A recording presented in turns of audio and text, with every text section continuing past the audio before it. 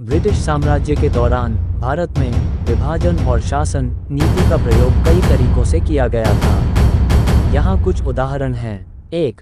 तारांकन वंशानुयायी प्रशासन। तारांकन ब्रिटिश शासन के दौरान वो वंशानुयायी तरीके से प्रशासन करते थे, जिसमें विभिन्न समुदायों को अलग अलग तरीके से संभाला जाता था। उन्होंने अलग अलग समुदायों को आरक्षित स्थानों पर नियुक्त कर उनके बीच दूरी बनाए रखी। 2. तारांकन राजनीतिक और सामाजिक विभाजन। तारांकन वे निशस्त्रतापूर्ण तरीके से भारतीय समाज में राजनीतिक और सामाजिक विभाजन पैदा करने के प्रयास करते रहे। उन्होंने धर्म, भाषा और क्षेत्रीय विभिन्नताओं का इस्तेमाल कर भारतीयों में विरोध बढ़ाने का प्रयास किया। 3. तारांकन विभाजन की राजनीति।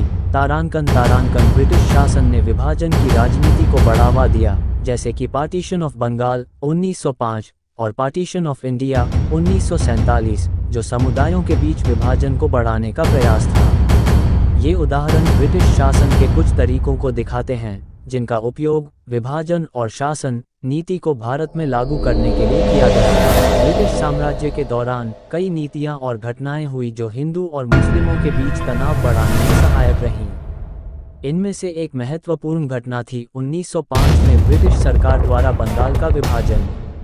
यह विभाजन धार्मिक आधार पर किया गया था, जिसका उद्देश्य हिंदू और मुस्लिमों के बीच विभाजन को बढ़ाना था।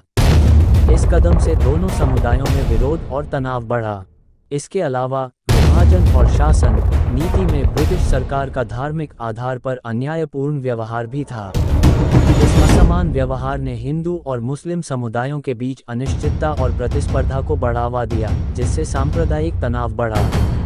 1932 में कम्युनल अवार्ड भी एक ऐसा मामला था, जो उस समय के ब्रिटिश प्रधानमंत्री रैमसे मैकडॉनल्ड की एक प्रस्तावना थी, जिसमें अलग अलग धार्मिक समुदायों को विभाजित मतदान का प्रस्ताव किया गया था, जिससे हिंदू और मुस्लिम समुदायों के बीच अलगाव और विवाद बढ़ा।